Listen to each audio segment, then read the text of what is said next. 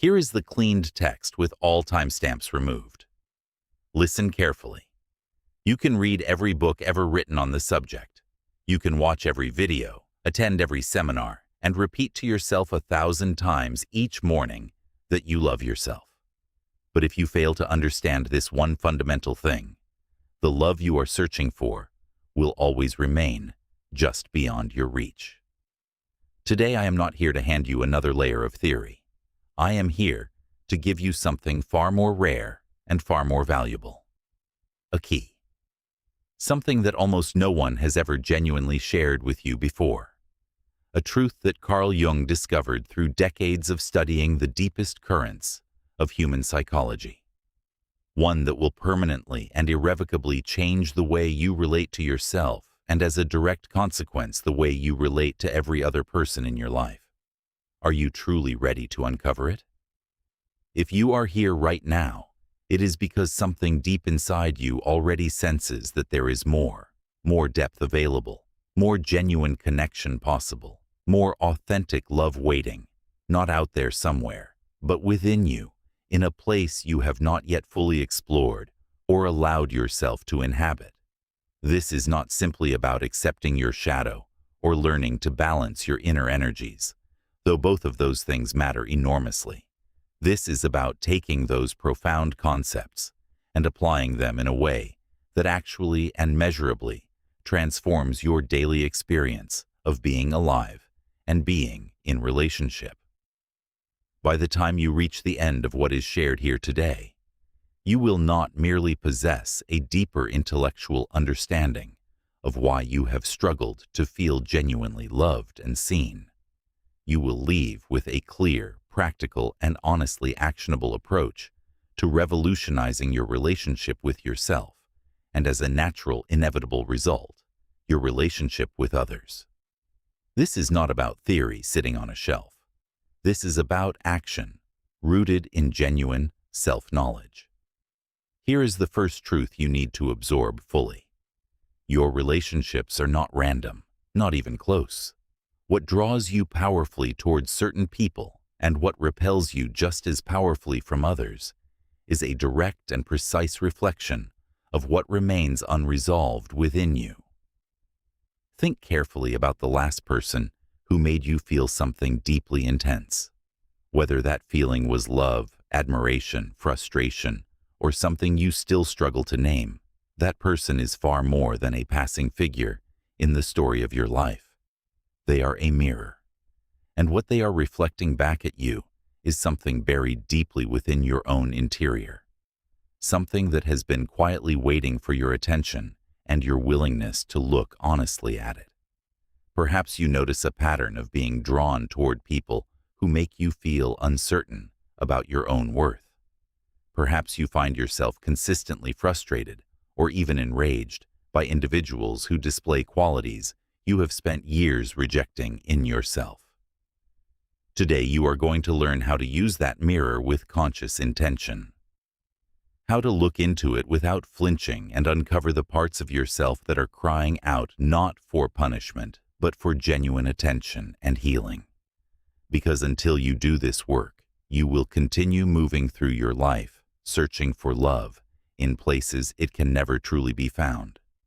The real question is never, why does this person behave this way? The real question, the one that actually leads somewhere, is what is this person showing me about myself? This concept, which we might call the relational mirror, runs far deeper than it appears at first encounter.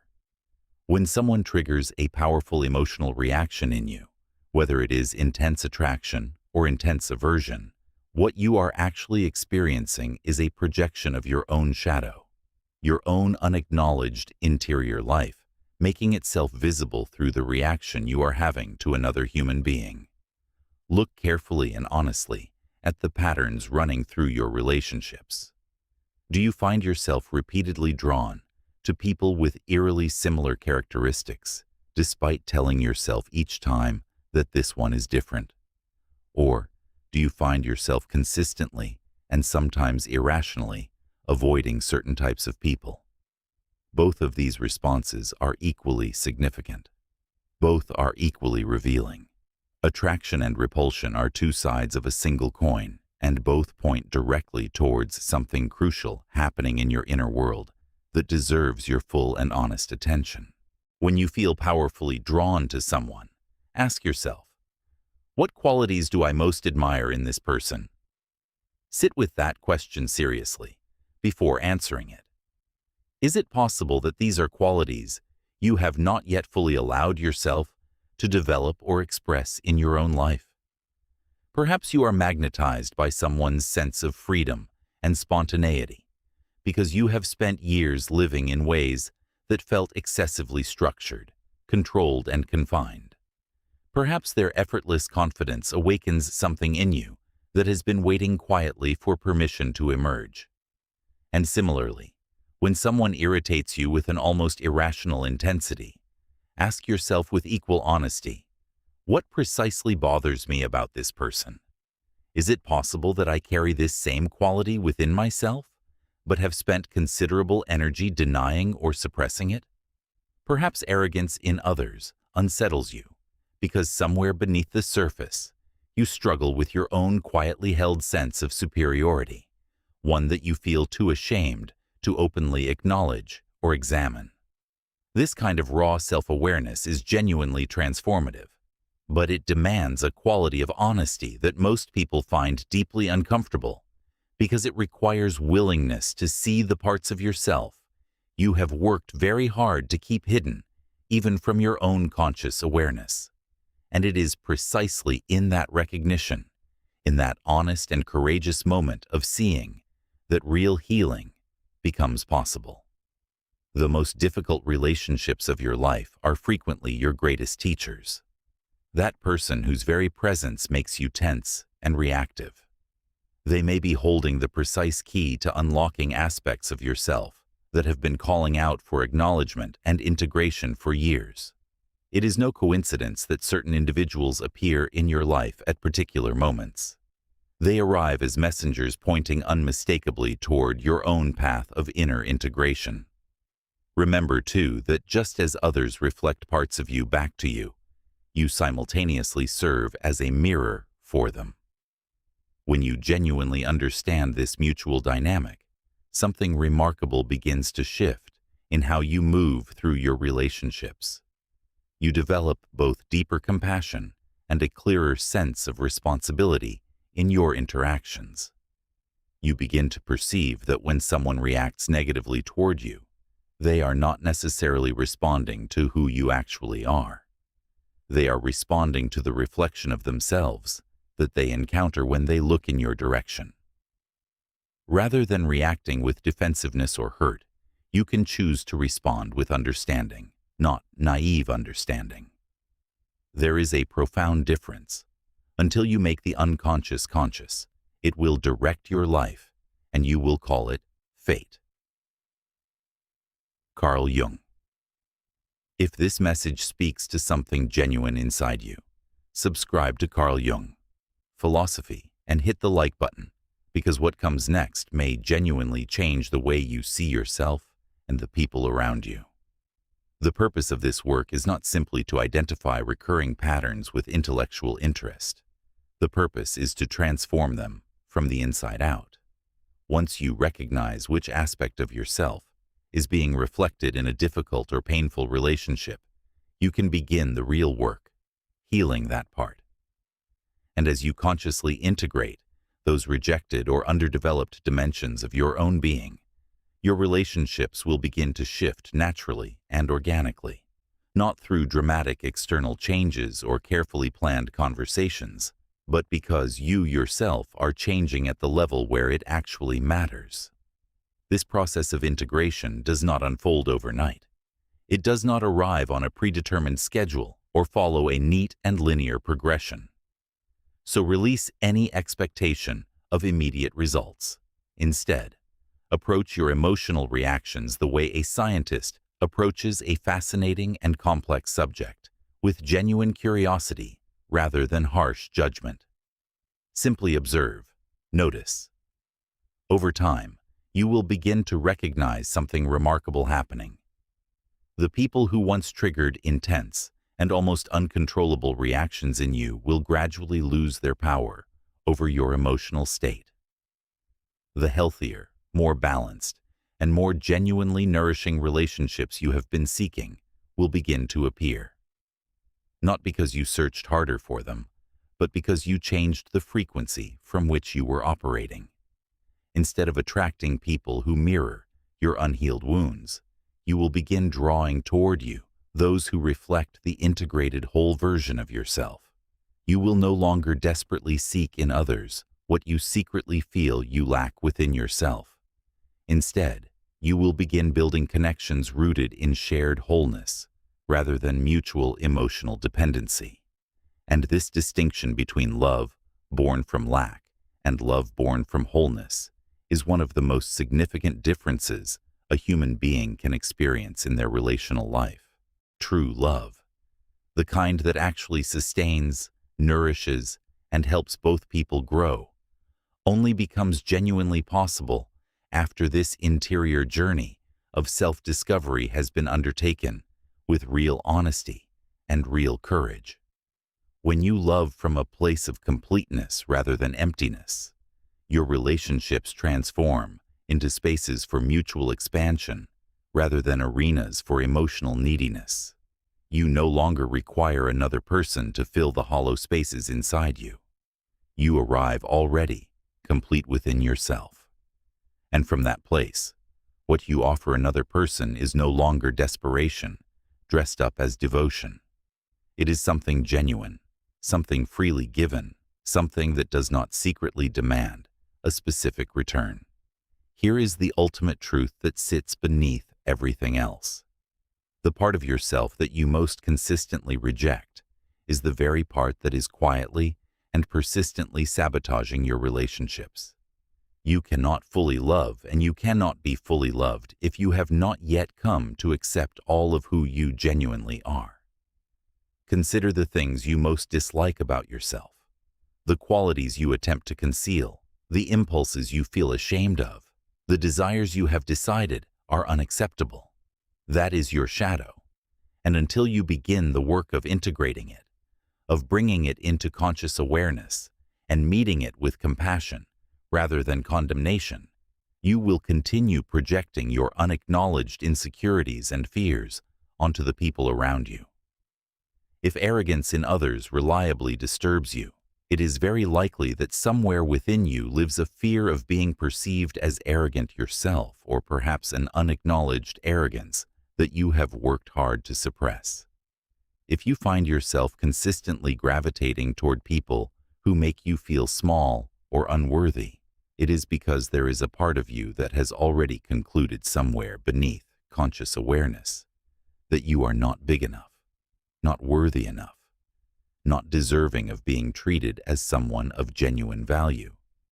This is shadow work in its most practical and most transformative form, not as an abstract psychological concept to be admired from a distance, but as a living daily practice of self-inquiry that changes everything it touches. Your shadow, it is essential to understand, is not exclusively composed of negative or shameful qualities. It also contains your unrecognized gifts, your suppressed talents, the aspects of your personality that were not permitted or welcomed in the environment where you first learned what it meant to be a person. When you reject dimensions of yourself, whether they appear dark or brilliant, you fragment your being. You create invisible internal barriers that prevent the depth of connection you most deeply long for. But when you begin to genuinely embrace all that you are, the light and the darkness, the strength and the fragility, the generosity and the selfishness, something extraordinary begins to occur. You stop reaching outward for love as though it were a scarce resource located somewhere outside of you. You become love. And from that internal state, true and lasting connection ceases to be something you pursue and becomes something you naturally embody and attract. This fragmentation, this internal splitting, is what drives us to seek in others what we cannot accept within ourselves. Every time you judge another person with unusual harshness, you are standing before a mirror. The quality that provokes such intense irritation in someone else is almost always a reflection of something within you that remains unacknowledged and unloved. Pay very close attention to your most intense reactions, both the ones that repel you and the ones that draw you in with magnetic force. Within those reactions, you will find the most valuable and honest information available about your own interior landscape. Perhaps you find yourself deeply uncomfortable around people who express vulnerability openly because you have spent years fearing your own fragility and constructing elaborate defenses against it. Or perhaps you unconsciously criticize people who pursue success with unapologetic ambition because you have spent years suppressing your own deep desires for recognition and achievement. Deciding somewhere along the way that wanting those things makes you someone less worthy of respect. Your shadow also reveals itself with particular clarity in your romantic attractions. We are consistently and powerfully drawn toward people who openly and freely express the very qualities we have repressed in ourselves. If you feel an almost irresistible pull toward dominant, commanding personalities, ask yourself honestly, is there a part of me that longs to express more personal authority, more decisive power in my own life? If you repeatedly find yourself drawn to partners who seem to need rescuing, it is worth examining whether you are projecting your own deeply unacknowledged need for care, attention, and nurturing onto the people you choose to love. Relationship self-sabotage operates with a subtlety that makes it genuinely difficult to detect while it is happening. Perhaps you carry a deep and largely unconscious fear of abandonment. So you begin pushing people away before they have had the chance to leave you, telling yourself the story that you are simply protecting yourself. Or perhaps you harbor a profound fear of being controlled or diminished. So you resist your partner's suggestions and input even when they are entirely reasonable, because something in you interprets any influence from outside as a threat to your autonomy. These patterns are not the result of bad luck or poor choices in isolation. They are the predictable and precise defense mechanisms of a shadow that has never been invited into the light of conscious awareness. Integrating your shadow demands something that is genuinely difficult in our culture. It demands courage. The first step is simply developing the willingness to see it without collapsing into self-judgment or shame.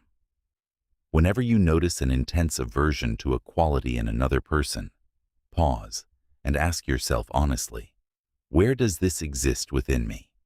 Not to blame yourself, not to punish yourself for being human, but to know yourself more completely, more honestly, and ultimately more compassionately than you have allowed yourself to before. Integration also involves creating safe and intentional spaces in which to express the dimensions of yourself that have been suppressed. If you have spent years denying your creative impulses, find environments where you can allow them to move freely. If you have disconnected from your need for genuine human connection and emotional intimacy, practice allowing yourself to be vulnerable with people who have demonstrated they are worthy of that trust. Over time, these rejected and exiled parts of yourself will gradually transform from hidden sources of self-sabotage and confusion into wellsprings of authentic strength, creativity, and wisdom. A genuinely powerful practice is to write a letter directly to your shadow. Acknowledge its existence without flinching. Express genuine gratitude for the ways it has attempted to protect you, however clumsily, however painfully, from the things you feared most. And then share your intention to welcome it back, to integrate it consciously, to meet it not with shame, but with compassion. This kind of internal dialogue can mark the beginning of a profound and life-altering reconciliation with the fullness of who you are. The beautiful and somewhat paradoxical truth at the heart of all shadow work is this: by genuinely accepting your darkest and most uncomfortable aspects, you become more luminous, not less. By embracing your imperfections rather than waging a relentless internal war against them, you become more authentically and powerfully yourself. And it is precisely this authenticity, this willingness to show up as a complete and unedited human being, that opens the doors to the kind of genuine connection most people spend their entire lives searching for without ever quite finding. The deepest and most fulfilling relationships in human experience emerge when two people arrive whole, with both their light and their shadow, consciously integrated rather than carefully hidden. You no longer need a partner to complete what you feel you are missing. You arrive as a complete being. You no longer project your fears and insecurities onto the person standing before you, because you have already met those fears and insecurities within yourself and chosen to make peace with them rather than exile them further. Relationships rooted in this kind of inner wholeness are not merely more harmonious. They are more honest, more liberating, and more genuinely alive. Relationships are not primarily about feeling comfortable. They are about growth. Every conflict, every moment of friction, every disappointment that lands heavily in your chest. Each of these is an invitation to understand yourself at a level you have not previously accessed. In this kind of conscious approach to love, you learn to see not just enjoyment as love's purpose, but transformation. Until you understand this at a level deeper than intellectual agreement, you will continue repeating the same cycles, the same dynamics with different faces, the same unresolved wounds expressing themselves through new circumstances and new names. If you consistently find yourself in relationships where you feel abandoned and overlooked, there is an abandonment wound within you, actively seeking the attention and healing it has never received. If you habitually seek out partners who provide a sense of external security, it is because there is a dimension of yourself that does not yet feel genuinely safe from within. These are not character flaws. They are not evidence of weakness or brokenness. They are precise and compassionate signals, internal messengers pointing toward the specific terrain within you that is ready to be explored and ultimately healed. When we approach love exclusively as a source of pleasure and reassuring comfort, we deprive ourselves of its most profound, transformative dimension. Relationships are life's most consistently intense and revealing classroom. They are the clearest mirror our inner world ever encounters. Every person who enters your life arrives carrying a specific lesson, and until that lesson has been genuinely absorbed and integrated, the pattern it represents will repeat itself with remarkable fidelity. The faces surrounding you may shift and change. The circumstances may arrange themselves differently each time, but the essential dynamic, the underlying emotional signature, will remain recognizably the same until the interior work is done. Relational patterns are never accidents. When you examine your romantic and relational history with honest and curious eyes rather than defensive ones, you will discover recurring themes, connecting experiences that appeared on the surface to be entirely different. Perhaps you consistently find yourself drawn to people who are emotionally unavailable, present in physical proximity, but somehow unreachable in genuine emotional intimacy. Perhaps you repeatedly attract individuals who seem to need saving, and you notice that your sense of purpose and worth within those relationships is deeply tied to your role as the rescuer.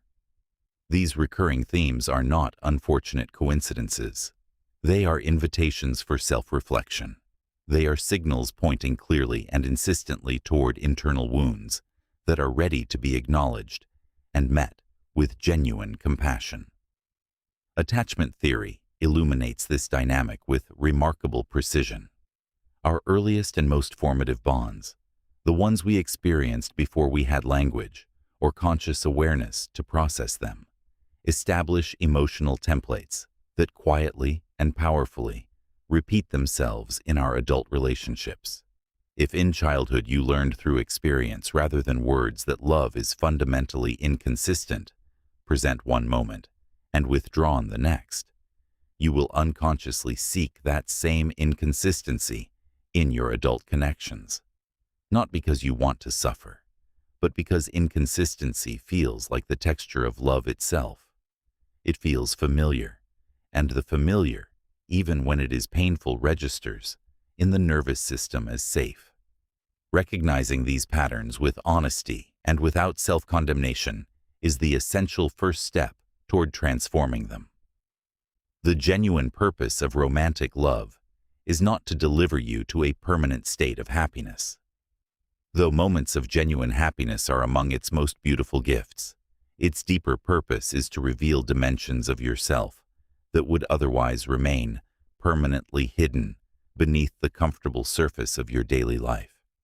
It is in the specific intimacy of a close relationship that your most deeply held fears, your most sophisticated defense mechanisms, and your most unexpressed desires finally find enough safety to surface, even if they surface initially through conflict, confusion, and pain. Love is not simply about finding the right person and settling into the relief of that discovery. It is about becoming the person who is genuinely capable of loving, deeply, fearlessly, and with full conscious awareness of the interior landscape you bring into every connection. When conflict arises in your relationship, the most genuinely productive question you can bring to that moment is not who is right and who is wrong, but rather, what is this specific situation illuminating about me? Perhaps the disproportionate intensity of your irritation over something that appears minor is actually revealing a deep-seated insecurity that predates this relationship entirely. Perhaps your compulsive need to control certain outcomes is functioning as a shield against a terror of abandonment that lives somewhere far beneath the surface of your conscious awareness. These insights, while frequently uncomfortable in the moment of their arrival, are genuine treasures for anyone committed to conscious growth. Attractions, too, serve as remarkably precise teachers, drawing you consistently and almost magnetically toward aspects of yourself that you have not yet fully claimed or integrated. If you find yourself deeply and persistently captivated by someone's effortless sense of freedom, it may be because your own longing for greater freedom has been suppressed and is now reaching outward in search of expression. If another person's creativity or artistic boldness arrests your attention in a way that feels almost urgent, it may be pointing toward an artist within you who has been waiting patiently, sometimes for decades, to be given permission to emerge and create. Your most intense and persistent attractions are never arbitrary. They function as maps, detailed and honest maps, guiding you toward unrealized and unlived dimensions of your own potential. Heartbreak, while it carries a weight that can feel genuinely unbearable in its most acute phases, presents an extraordinary and irreplaceable opportunity for growth. When a significant relationship ends, you face a choice that will determine a great deal about who you become in its aftermath. You can direct your focus outward, toward blame, toward the catalog of the other person's failings, toward the story of how you were wronged. And if you make that choice, you will carry the same unexamined wounds into the next relationship and the one after that. Or you can turn inward with honesty and without self-cruelty and ask yourself, what is this loss genuinely teaching me? What within me contributed to this dynamic? What do I now understand about myself that I could not see before? The difference between these two responses, the outward and the inward, is the difference between becoming bitter and becoming wiser, between remaining a passive recipient of circumstances and emerging as someone who has genuinely learned from the most difficult chapters of their story. Mature love, the kind that endures and deepens rather than consuming itself, does not seek perfection in a partner. It seeks mutual growth. A relationship rooted in this understanding is not merely about the individual happiness of two separate people existing in close proximity. It is about shared evolution. Every challenge encountered within it becomes an opportunity to expand, to dissolve old limitations, and to heal dimensions of both people that could not have been reached any other way. Paradoxically, when you fully embrace love as a vehicle for personal growth, rather than a destination you are racing toward, genuine happiness arrives more deeply and more durably than it ever could when happiness was the direct and desperate goal. You no longer require perfect circumstances or an idealized partner to feel fulfilled and at peace. Instead, you discover a quality of satisfaction, steady and real, in the very process of evolving, of knowing yourself more intimately, of growing alongside another human being who serves as your most honest and most revealing mirror. The fundamental shift begins the moment you stop saying, "I always end up with the same kind of person," and start asking instead, "Why do I keep choosing this kind of person?" This seemingly small change in the framing of the question restores something enormous to you. It restores your agency. You are no longer a passive victim of fate or of other people's choices and behaviors. You become the conscious and responsible creator of your own relational experiences. And from that position of genuine authorship, real change becomes not just possible, but inevitable. Embracing love as a path towards self-growth requires a quality of courage that our culture rarely celebrates or models. It requires willingness to confront uncomfortable truths about yourself, truths you may have been carefully avoiding for years. It requires the courage to question beliefs about love and about your own worth that have been deeply ingrained since childhood. It requires letting go of identities and relational roles that no longer serve the person you are genuinely becoming, even when releasing them feels disorienting and strange. But the reward for this courage is immense and lasting. More authentic connections, deeper self-awareness, the capacity to love from a place of genuine freedom rather than from a place of chronic need and quiet desperation. Why do you consistently find yourself in the same kinds of relationships? The answer does not live in bad luck or poor judgment or the scarcity of good people in the world. It lives within your subconscious in the patterns that repeat themselves with a precision that can feel almost mathematical, pointing insistently towards something within you that is asking to be seen and healed. If you are consistently drawn to people who bring suffering rather than nourishment into your life, it is very likely that there is an unresolved emotional wound actively seeking the attention it has never received. If you habitually seek validation and reassurance from your partners, it may be because a dimension of you has concluded somewhere beneath conscious awareness that you are fundamentally unworthy of love that does not need to be constantly earned and re-earned. Toxic relational patterns operate like invisible and self-reinforcing cycles, repeating with a consistency that has nothing to do with coincidence and everything to do with deeply rooted subconscious programming that quietly shapes your choices before your conscious mind even registers them. You may change partners entirely, new person, new circumstances, new beginning, but the underlying emotional dynamic remains recognizably identical. This is not a curse. It is not evidence that you are broken beyond repair or condemned to repeat the same story indefinitely. It is the result of early programming patterns established in the environment where you first learned what love meant, what relationships felt like, and what you needed to do in order to be safe and accepted within them. If you grew up in an environment where love was consistently conditional, offered when you performed well, and withdrawn when you fell short, you may now find yourself unconsciously recreating that same exhausting dynamic in your adult relationships.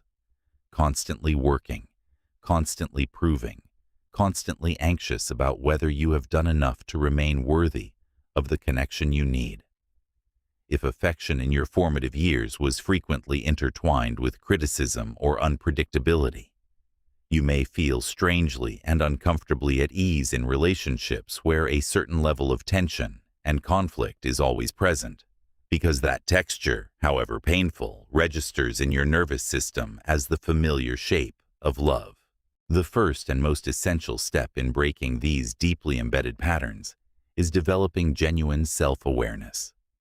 Not the surface-level kind that simply acknowledges there is a problem, but the kind that is willing to sit with discomfort long enough to see clearly. Observe your relational history as though you were watching it unfold on a screen from a position of curious and compassionate distance. What themes keep returning? Do you consistently end up feeling overlooked and emotionally invisible? Are you repeatedly drawn to people who are fundamentally unavailable, present in body, but absent in the ways that matter most? Do you notice a pattern of losing your own sense of self, your own preferences and values and voice within the gravitational pull of a relationship? These repetitions are not random noise. They are precise and meaningful signals pointing towards specific emotional wounds that are ready, often urgently, ready to be addressed. Behind every persistent toxic pattern lives a limiting belief operating beneath your conscious awareness, like an invisible architect shaping everything you build. If you consistently attract people who betray your trust, there is likely a deeply buried belief that you are fundamentally undeserving of loyalty. If you repeatedly find yourself in dynamics where you feel controlled or diminished, you may be carrying an unconscious conviction that you are not genuinely capable of navigating your own life with confidence and authority. These beliefs function like invisible magnets, drawing experiences and people toward you that confirm and reinforce what you already at the deepest level believe to be true about yourself and what you deserve. Neuroscience adds another layer of understanding to this dynamic. These patterns are not merely psychological, they are also neurological. Through years of repetition, you have constructed strong and well-worn neural pathways. Breaking these deeply established circuits requires more than intellectual insight and good intentions. It requires consistent and deliberate awareness and the courageous creation of entirely new experiences. Experiences that directly contradict your habitual patterns and gradually forge new pathways in the brain. A genuinely powerful practice is learning to identify your emotional triggers, those specific situations or behaviors that produce reactions in you that feel disproportionate to the actual event. Perhaps a simple delay in hearing back from a partner activates an almost unbearable fear of abandonment that has very little to do with the present moment. Perhaps a casual and well-intentioned comment about your appearance ignites a deep insecurity that was planted long before this relationship existed. These triggers are not weaknesses. They are windows, precise and honest openings into the core wounds that are waiting beneath the surface for your compassionate attention. Healing begins in earnest when you take genuine responsibility for your patterns, not with self-blame or shame, but with honest acknowledgement of your active role in the creation and maintenance of the cycles you find yourself within. As long as you experience yourself as a victim of circumstances or of other people's choices, you will remain effectively trapped in repetition. The power to genuinely change, to break the cycle rather than simply interrupting it temporarily, arises only when you accept full ownership of your experience and your responses. Breaking these patterns also requires reconnecting with the intelligence of your own body. Relational patterns rooted in unhealed wounds operate with many of the same mechanisms as other forms of addiction. There are somatic signals, sensations in the body, that arise before the compulsive choice is made. A particular quality of excitement that feels electric, but also vaguely anxious. A sense of familiarity that registers as safety, even when the situation is anything but safe. A pull toward intensity that masquerades as depth. Learning to recognize how these specific physical sensations feel when they arise gives you a genuine opportunity to pause, to choose consciously rather than react automatically. And here, finally, is where everything converges into the single most important truth this entire exploration has been moving toward. Authentic love is not something you locate in the right person at the right moment under the right circumstances. It is something you cultivate first, and most fundamentally within yourself.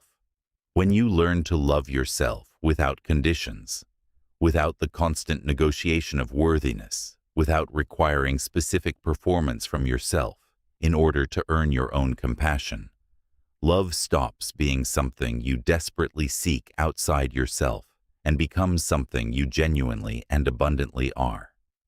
This is the shift that changes absolutely everything, because until you understand this, truly understand it, not as a pleasant idea, but as a lived and embodied reality, you will continue searching outside yourself for what can only ever be genuinely discovered within.